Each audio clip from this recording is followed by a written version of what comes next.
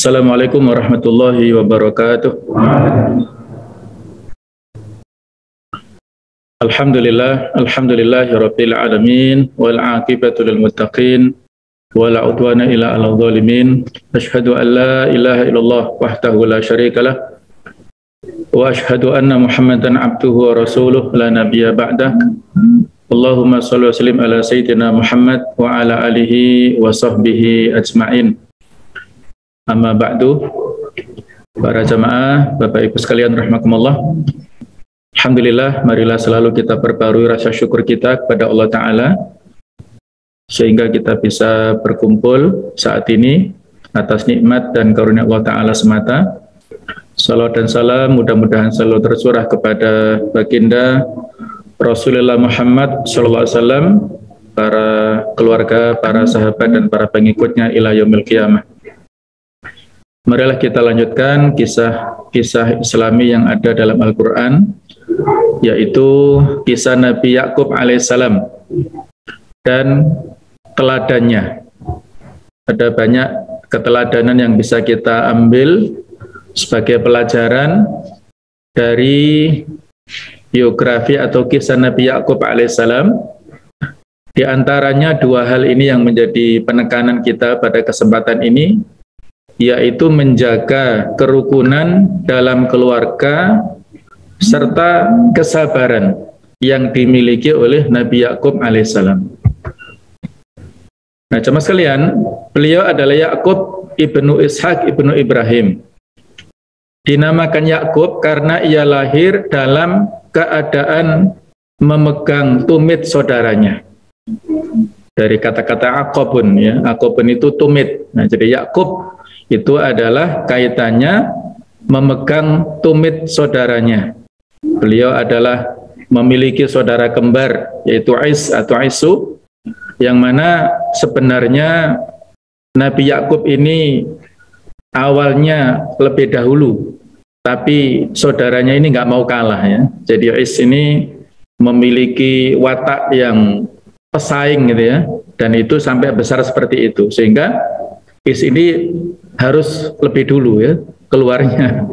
Nah, itulah asal muasalnya.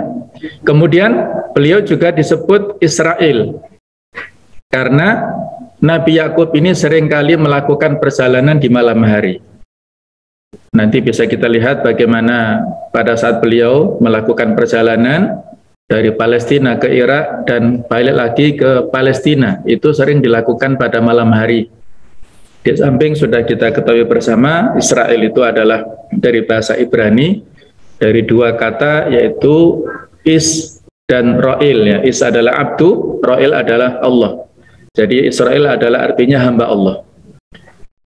Jamaah sekalian, Nabi Yakub alaihissalam ini termasuk yang disebutkan oleh Nabi Muhammad SAW dalam kisahnya pada saat Nabi SAW memberikan pujian kepada Nabi Yusuf alaihissalam. Jadi Nabi Yusuf itu adalah Al-Karim, Ibnul Karim, Ibnul Karim, Ibnul Karim. Maksudnya apa? Ya, Karim itu adalah mulia. Jadi Nabi Yusuf adalah seorang yang mulia, putra dari seorang yang mulia, putra dari orang yang mulia, dan putra dari yang mulia. Jadi luar biasa, ya, Nabi Yusuf ini ayahnya adalah seorang rasul, seorang nabi, kemudian kakeknya Ishak adalah seorang nabi, dan di atas kakek buyut, ya. Nah, buyutnya Nabi Ibrahim adalah seorang nabi. Itulah pujian Nabi Muhammad kepada Nabi Yusuf alaihissalam. Dalam Al-Quran, nama Yakub ini disebutkan sebanyak 16 kali. Ada di surat Al-Baqarah di 4 ayat ini, kemudian di surat Ali Imran ayat 84, surat An-Nisa 163, kemudian surat Al-An'am ayat 84, surat Hud ayat 71, surat Yusuf ayat 6, 38 dan 68, surat Maryam ayat 6 dan 49, surat Al-Anbiya ayat 72, Al-Ankabut 27 dan Shad 45. Kalau kita total ini sejumlah 16. Nah, jemaah sekalian, Allah Subhanahu wa taala di ayat-ayat tersebut menceritakan kepada kita, menyebutkan 3 bagian dari kisahnya. Jadi ceritanya tidak utuh, tapi hanya disebutkan 3 episode dari kehidupan Nabi Yakub ini. Yang pertama adalah berita gembira tentang kelahiran Nabi Yakub disampaikan oleh para malaikat kepada kakeknya Ibrahim dan Sarah, yaitu neneknya. Ada di surat Hud ayat 71, wa mra'atuhu qa'imatun fadhahikat fabasyarnaha bi ishaqa wa min wara'i ishaqa Yaqub. Ini sudah kita sampaikan ya pada kisah Ishak pekan lalu, dan sebelumnya adalah pada kisah Ibrahim, yang artinya dan istrinya, istri Nabi Ibrahim yaitu Sarah ini berdiri di balik tirai, lalu dia tersenyum pada saat kedatangan malaikat. Maka kami sampaikan kepadanya berita gembira tentang kelahiran Ishak dari rahim si Sarah ini, dan dari Ishak akan lahir putranya yaitu Yakub. Jadi sudah ditentukan, sudah diberitakan, walaupun belum terjadi, tapi ini adalah merupakan nubuat ataupun berita ya, prediksi kenabian yang itu adalah akan terjadi pada waktu-waktu akan datang. Yang kedua, bahwasanya Allah Ta'ala menyebutkan kisah Nabi Yakub ini pada saat setelah itu tanpa mengisyaratkan namanya, berada di rangkaian kisahnya Nabi Yusuf alaihissalam. Nanti sesudah ini adalah kisah Nabi Yusuf. Nah, di sela-sela itu ada kisah tentang Yakub ini, bagaimana kesabarannya. Di surat Yusuf ayat 18 Allah berfirman, waja'u ala qamisihi bitamin kadhib qala bal sawwalat lakum anfusukum amra fasabrun jamil wallahul musta'anu ala ma tasifun. Saudara-saudaranya Nabi Yusuf ini, mereka datang membawa baju gamisnya yang berlumuran darah dengan darah palsu. Jadi seolah-olah dikatakan ya, Nabi Yusuf itu dimakan oleh serigala di hutan, padahal dimasukkan ke sumur. Itulah makar di budaya yang dilakukan oleh saudara-saudaranya Nabi Yusuf. Qala, Nabi Yakub berkata, jadi kata-kata nama Yakub tidak disebutkan, hanya disebutkan orang ketiga tunggal saja. Tapi yang dimaksud adalah Nabi Yakub di sini. Bal sawwalat lakum anfusukum amra. Sebenarnya dirimu sendirilah yang memandang baik perbuatan yang buruk itu. Jadi sebenarnya Nabi Yakub sudah mengetahui tipu daya, strategi, makar yang dilakukan oleh saudara-saudaranya. Tapi beliau bersabar ya. Fasabrun jamil. Fa'asbiru sabran jamila. Jadi kesabaran yang baik itulah kesabaranku. Wallahul musta'anu ala ma tasifun, dan Allah sajalah yang dimohon pertolongannya terhadap apa yang kamu ceritakan. Jadi semuanya dikembalikan. Allahul musta'an, Allah adalah sebagai tempat untuk dimintai pertolongan satu-satunya. Sebagaimana yang kita bacakan di Al-Fatihah, iyyaka na'budu wa iyyaka nasta'in. Al-musta'anu, tempat untuk kita minta pertolongan hanya Allah. Isti'anah itu hanya boleh kita tujukan kepada Allah Ta'ala saja. Ini kisah tentang isyarat Allah Ta'ala kepada Nabi Yakub alaihissalam. Kemudian yang ketiga, Allah nantinya juga menyebutkan wasiatnya saat ia mau meninggal. Ini sudah kita singgung pada saat kisah Nabi Ishak pekan lalu ya. Jadi surat Al-Baqarah ayat 133, Am kuntum syuhada'a idh hadara Ya'qub al-maut idh qala li banihi ma ta'buduna min ba'di qalu na'budu ilahaka wa ilaha abaika Ibrahim wa Ismaila wa Ishaqa ilahu wahida wa nahnu lahu muslimun. Apakah kamu menjadi saksi saat maut akan menjemput Yakub ketika dia berkata kepada anak-anaknya, apa yang kamu sembah sepeninggalku? Mereka menjawab, kami akan menyembah Tuhanmu dan Tuhan nenek moyang kamu, yaitu Ibrahim, Ismail, dan Ishak, yaitu Tuhan yang Maha Esa, dan kami hanya berserah diri kepadanya. Ini menunjukkan keberhasilan pendidikan anak-anak yang dilakukan oleh Nabi Yakub, tarbiyatul aulad Nabi Yakub kepada putra-putranya yang berjumlah 12 itu, yang sebelumnya mereka adalah putra-putra ya, selain Nabi Yusuf dan Bunyamin saudaranya itu, 10 saudaranya ini melakukan tipu daya tadi, artinya mereka adalah putra-putra yang nakal. Tapi pada akhir hayat Nabi Yakub ini mereka betul-betul memiliki akidah yang kuat. Bisa kita ambil pelajaran ya, bahwa melalui wasiatnya tersebut kita dapat mengetahui bagaimana tingkat ketakwaannya Nabi Yakub ini. Kita mengetahui bahwa kematian adalah suatu bencana yang akan menghancurkan manusia, sehingga karenanya manusia menjadi lupa terhadap namanya dan ia hanya ingat terhadap penderitaan dan kesusahannya. Tetapi Nabi Yakub tidak lupa saat ia menjemput kematian untuk berdoa kepada Allah Subhanahu wa taala. Pada saat sakaratul maut itu saat-saat yang sangat menentukan. Banyak riwayat yang menyebutkan bahwasanya saat itu ketika orang bisa mengatakan ya, tetap dalam keimanannya, bahkan dalam hadis dikatakan man kana akhiru kalamihi la ilaha illallah dakhulal jannah, itu saking kritisnya suasana pada saat sakaratul maut ya. Tapi walau demikian si Nabi Yakub ini masih betul-betul ya menginginkan bagaimana generasi selanjutnya, apakah mereka terus ya beriman ataukah tidak, itu dikawal terus ya, dievaluasi dan dipastikan keamanan mereka masa depannya itu.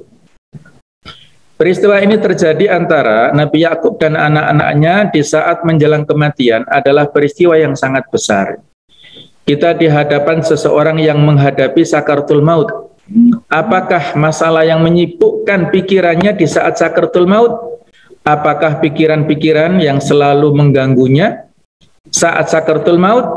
Apakah perkara penting yang harus disampaikannya sehingga hatinya menjadi tenang sebelum kematiannya?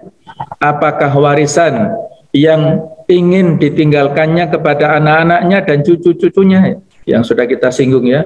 Pertanyaannya, ma ta'buduna min ba'di, apa yang kalian sembah sesudahku?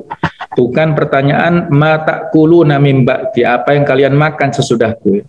Soal rezeki sudah ada jaminannya setiap orang ya. Tapi kalau soal ibadah ini pilihan generasi pelanjutnya itu.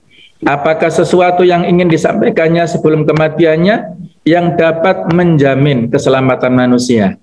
Anda akan menemukan jawaban dari semua pertanyaan itu saat beliau bertanya, apa yang kalian sembah sepeninggalku? Pertanyaan itulah yang sangat merisaukan beliau saat menghadapi sakaratul maut, yaitu masalah keimanan kepada Allah Ta'ala.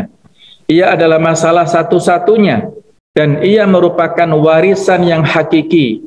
Anak-anak Israel atau yang kita kenal dengan Bani Israel menjawab bahwa kami menyembah Tuhanmu dan Tuhan ayah-ayahmu, Nabi Ibrahim, Nabi Ismail, dan Nabi Ishak, yaitu Tuhan yang Maha Esa, dan kami akan berserah diri kepadanya.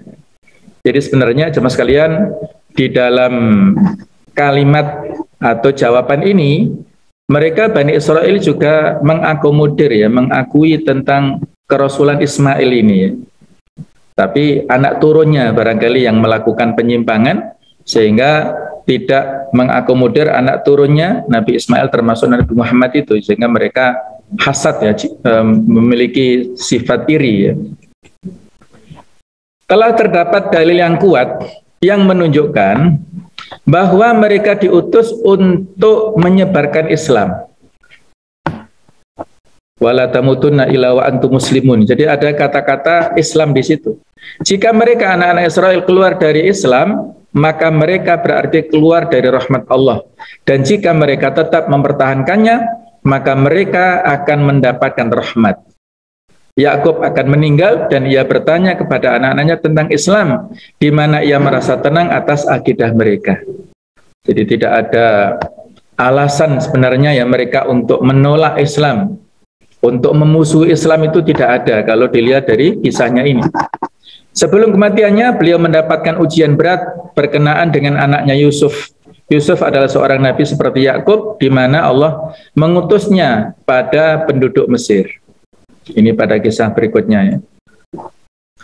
Ketika dilahirkan oleh ibunya, yaitu Rifqah binti Azar, Nabi Yakub alaihissalam ini sebenarnya memiliki saudara kembar yang bernama Isu. Akan tetapi di antara mereka berdua justru tidak tercipta adanya kerukunan. Tidak ada nuansa kedamaian serta kasih sayang antara dua saudara kembar tersebut. Isu bahkan disebutkan mulai menaruh sifat dengki dan iri hati terhadap Yakub. Pasalnya, Isu merasa bahwa sang saudara kembar lebih disayangi ibunya daripada dirinya sendiri. Kebencian itu semakin memuncak kala ia mendapatkan kabar bahwa Yakub sudah diajukan Rifqah untuk didoakan dan diberkahi oleh Nabi Ishak selaku ayah. Jadi sebagaimana yang kita ceritakan ya, bahwa pada saat itu Nabi Yakub dan Nabi Ishak ya, yang sudah usia cukup tua, pandangannya sudah tidak normal lagi ya, sudah hampir-hampir buta, susah membedakan antara dua putranya ini. Satu saat dia ingin supaya disuguhkan makanan hasil buruan yang lezat kepada Nabi Ishak. Maka saat itulah seorang Isu adalah beliau seorang pemburu yang hebat, yang handal, keluar rumah. Nah, pada saat keluar rumah itulah ibunya atau Rifqah ini mengantarkan si Yakub ini dengan memakai bajunya saudaranya, kemudian memberikan makanan kepada ayahnya. Ayahnya mengira jadi si Is ini disukai atau dicintai oleh ayahnya, sementara Yakub ini dicintai oleh ibunya. Keakrabannya seperti itu. Jadi pada saat Yakub didampingi oleh ibunya untuk menghadap si ayahnya, disodorkan, dan saat itulah didoakan keberkahan untuk Yakub. Nah, sehingga pada saat ya sudah dimakan, sudah didoakan dengan keberkahan yang banyak, ketika Is baru datang dari berburu dan menyodorkan makanan, sudah lewat ya. Dan doanya sudah tidak bisa ditarik lagi untuk saudaranya Yakub. Nah, saat itulah timbul hasad dalam diri Is ini ya. Nah, akhirnya ya dia bahkan karena emosinya ingin membunuh saudaranya itu. Melihat situasi yang semakin memburuk, Yakub mencoba meminta saran kepada ayahanda mengenai solusi terbaik dalam bersikap terhadap Isu ini. Usai mendengar keluh kesah salah satu putranya itu, Nabi Ishak memberikan saran agar Yakub pergi berhijrah ke Fadan Aram di Irak untuk menghindari dampak permusuhan dengan saudara kandungnya. Jadi supaya ngalah ya, supaya tidak terjadi pertumpahan darah karena Is ini sudah emosi. Maka dilakukanlah perjalanan ke Irak. Saat dalam perjalanan menuju rumah pamannya di Irak sana, Yakub tidur di suatu tempat dengan berbantalkan batu. Di sana dia bermimpi melihat sebuah tangga yang tersusun antara bumi dan langit, dan para malaikat naik turun tangga tersebut. Kemudian Allah berfirman bahwa Yakub akan memiliki keturunan yang sangat banyak, memberkahinya dan menyertainya selalu. Setelah bangun, Yakub menjadikan batu yang digunakan untuk alas kepala menjadi sebuah tugu dan menuangkan minyak di atasnya, kemudian menamai tempat itu Betel, nantinya menjadi Baitul Lahim atau Bethlehem itu ya. Yakub juga bernazar apabila bisa kembali pulang ke rumah Ishak dengan selamat, dia akan mendirikan rumah ibadah untuk Allah di tempat Yakub mendirikan tugu. Juga akan memberikan 1/10 dari seluruh rezeki yang Allah karuniakan kepadanya. Inilah nazar ataupun azam ya dari seorang Yakub pada saat itu, dan insya Allah nantinya juga akan dipenuhi oleh beliau. Akhirnya, jemaah sekalian, pergilah Yakub ini ke negeri Irak dan di sana ia menemui saudara ibunya yang bernama Laban. Kelak dua anak Laban, yakni Leah dan Rahel, dijadikan istri oleh Nabi Yakub alaihissalam.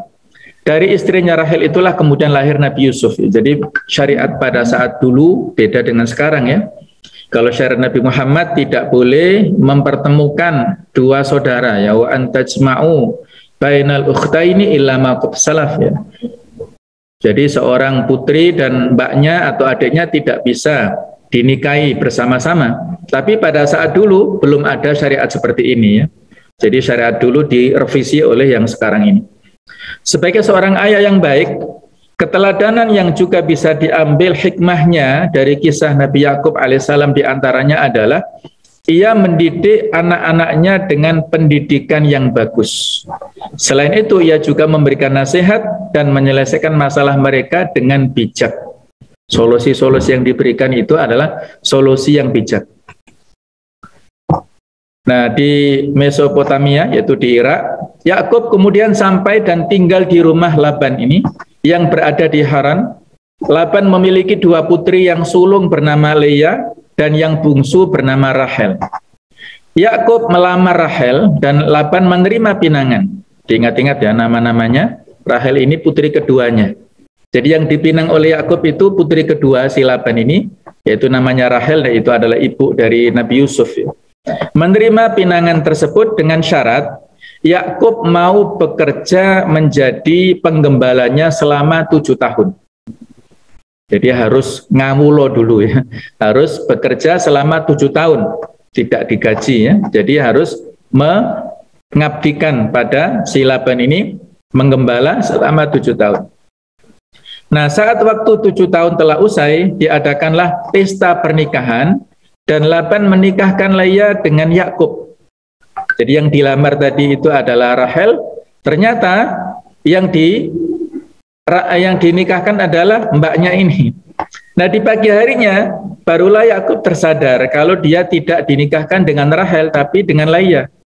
Dan akhirnya Yakub meminta penjelasan pamannya tersebut ya, klarifikasi tabayun. Kok yang dikasih adalah mbaknya bukan adiknya. Maka Laban mengatakan, kalau menikahkan anak yang muda padahal yang tua belum menikah bukanlah tradisi di tempat tersebut ya. Jadi rupanya dari dulu sudah ada ya, mbaknya harus dulu ya. Nah, adiknya nggak boleh nyusul atau nggak boleh mendahului. Laban kemudian melanjutkan bahwa dia akan menikahkan Rahel dengan Yakub jika dia bersedia bekerja lagi untuknya 7 tahun lagi. Nah, jadi 14 tahun ya. Seolah-olah jadi maharnya lah gitu ya. Jadi harus kerja lagi. Nah, Yakub menyanggupi dan akhirnya Rahel juga menjadi istri Yakub setelah 7 tahun berikutnya. Laban juga memberikan seorang budak perempuan bernama Zilpa sebagai pelayan Leah dan Bilha sebagai pelayan Rahel. Jadi rupanya Laban ini juga seorang kaya raya di sana ya. Nah, jamaah sekalian, Yakub lebih mencintai Rahel dari Leah, tetapi Rahel mandul. Jadi soal hati lah ya, hati ini nggak bisa dipaksa. Walaupun ini poligami harus adil, tapi rupanya Yakub ini lebih cinta kepada Rahel daripada Leah. Namun faktanya Rahel mandul saat itu ya, belum ada tanda-tanda kesuburan. Di sisi lain, Leah ini melahirkan beberapa putra, yaitu Ruben, kemudian Simon, Lewi, dan Yehuda. Rahel merasa cemburu dengan kakaknya dan kemudian memberikan Bilha sebagai selir atau istri untuk Yakub. Jadi budaknya tadi disuruh ya untuk memperistri ya, dinikahi sekalian. Tradisi seorang wanita memberikan budak perempuannya untuk dijadikan selir suaminya dapat disamakan dengan praktek ibu pengganti pada masa modern. Nah, saat budak tersebut melahirkan, maka anaknya juga akan dianggap secara hukum sebagai anak sang nyonya. Bilha kemudian melahirkan 2 orang putra yang bernama Dan dan Naftali. Leah kemudian menjadikan Zilpa sebagai selir atau istrinya Yakub. Nah, jadi sekalian ya, 4 ya berarti totalnya ya.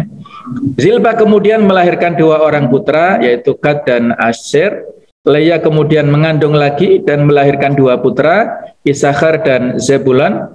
Leah juga melahirkan seorang putra bernama Dina. Setelahnya barulah Rahel dapat hamil sendiri dan lahirlah seorang putra yang diberi nama Nabi Yusuf alaihissalam. Nah, itu dari Rahel ya.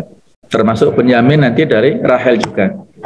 Keberadaan Yakub menjadikan harta keluarga Laban diberkahi Allah Ta'ala sehingga hartanya menjadi berkembang pesat. Saat Yakub berencana kembali ke Palestina, Laban sebenarnya enggan melepaskannya.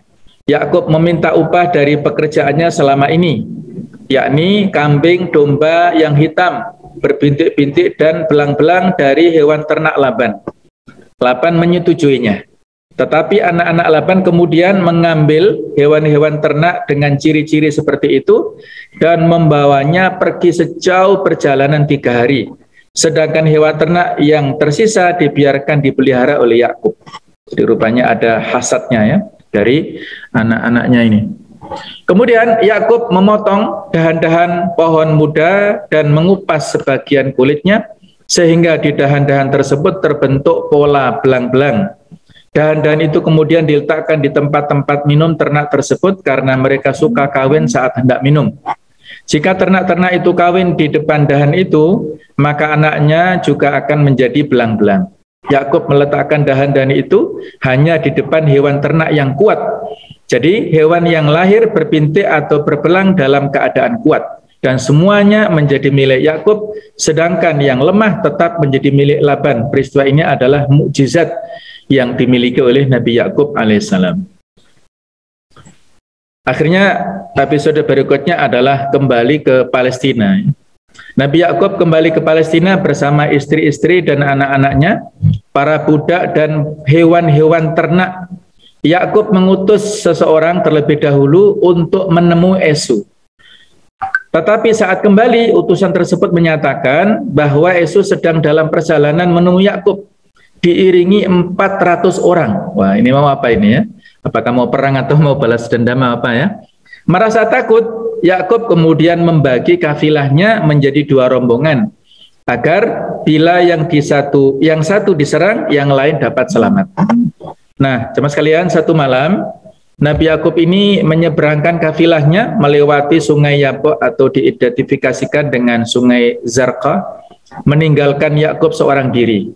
Kemudian Yakub bergulat dengan seorang laki-laki tak dikenal, dan laki-laki itu memukul sendi pangkal paha Yakub. Setelahnya laki-laki itu menanyakan nama Yakub dan Nabi Yakub menjawabnya. Laki-laki itu melanjutkan bahwa nama Yakub sekarang adalah Israel. Itulah sebabnya keturunan Yakub kemudian disebut dengan Bani Israel. Yakub balik menanyakan nama laki-laki tersebut, tetapi dia tidak menjawab dan pergi. Yakub kemudian tersadar bahwa lelaki itu sebenarnya adalah malaikat yang diutus Allah Ta'ala. Allah alam apa maksudnya, tapi bukan dalam rangka menyakiti ya, mungkin dalam rangka untuk memberi ya latihan lah kepada Yakub ya, Allahu alam. Nah, setelah kafilah Yakub melanjutkan perjalanan, mereka kemudian bertemu rombongan Esau ini. Yakub kemudian bersujud sebagai bentuk penghormatan. Dan Esau kemudian memeluk Yakub dan mereka saling bertangisan. Nah, happy ending ternyata ya.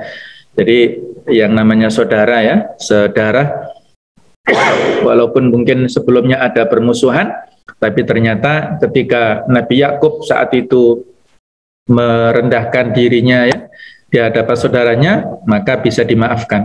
Para istri, selir dan anak-anak Yakub juga ikut memberikan sujud penghormatan kepada ya berarti kepada saudara iparnya ini ya. Yakub kemudian memberikan sebagian hewan ternaknya pada Esau sebagai hadiah. Awalnya Esau menolak, tetapi kemudian menerima setelah didesak Yakub berulang kali.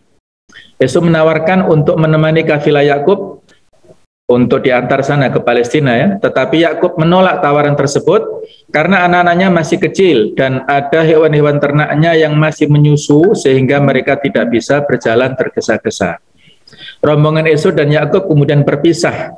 Yakub kemudian membeli tanah di Sichem, sudah masuk kawasan Palestina dan mendirikan kemah-kemahnya di sana. Dan pada tahap berikutnya cerita di Palestina, Dina yang dalam perjalanan mengunjungi para perempuan di daerah tersebut kemudian diculik oleh Sikhem ini. Ini namanya sama dengan nama kota dan diperkosa.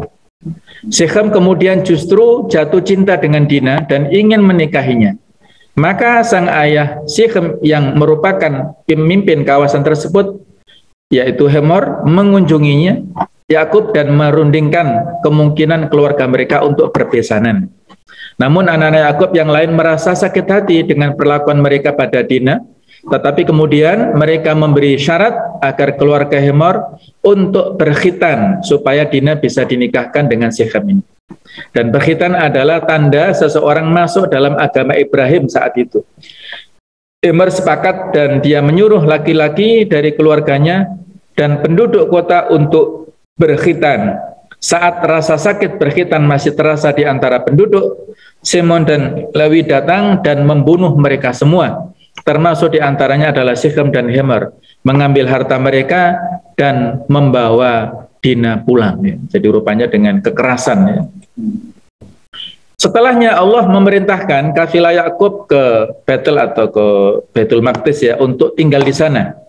Di Betel Allah kembali berfirman padanya dan menjanjikan bahwa akan lahir raja-raja dari keturunannya dan negeri Palestina akan menjadi miliknya.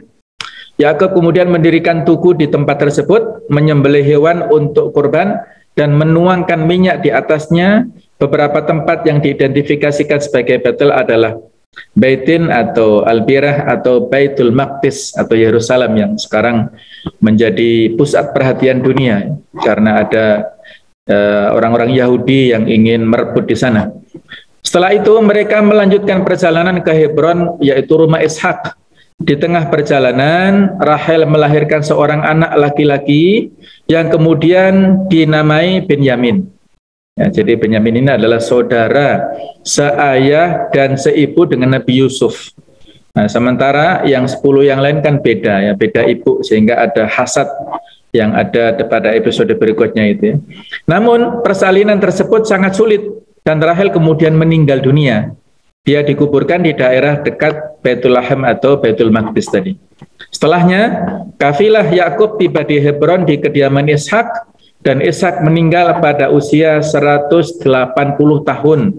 Kemudian Yakub dan Esau memakamkan ayah mereka di gua Makpela yang juga menjadi makam dari Ibrahim, Sarah dan Ribka. Yakub dan Esau diperkirakan berusia sekitar 120 tahun saat itu. Jadi masih lebih muda pada saat meninggalnya daripada Nabi Ibrahim. Nah, jemaah sekalian, wasiat yang diberikan oleh Nabi Yakub kepada putra-putranya di samping yang diabadikan oleh Al-Quran Al-Baqarah 133 tadi juga Nabi Yakub memberikan wasiat di dalam Alkitab terkait peran dari keturunan anak-anaknya di masa mendatang. Seperti keturunan Yehuda akan mewarisi tongkat kerajaan, keturunan Zebulon akan tinggal di tepi laut dan menjadi pangkalan kapal, keturunan Asyir akan memiliki makanan mewah berlimpah dan akan memberikan santapan raja-raja, dan keturunan Naftali akan dikaruniai anak-anak yang indah. Jadi rupanya tadi ya, kalau di Al-Quran itu dikisahkan bagaimana kekhawatiran Nabi Yakub kepada putra-putranya terkait dengan akidahnya, tapi kalau di sini di Alkitab disebutkan tentang job masing-masing ya, diberikan bekal-bekal duniawi. Jadi ini tidak kita pertentangkan ya, karena memang Nabi Yakub ini di samping beliau adalah seorang yang memiliki ketakwaan yang tinggi, akhlak yang baik, kesabaran yang luar biasa, juga pada saat yang sama punya harta yang banyak yang didapatkan dari Irak tadi ya.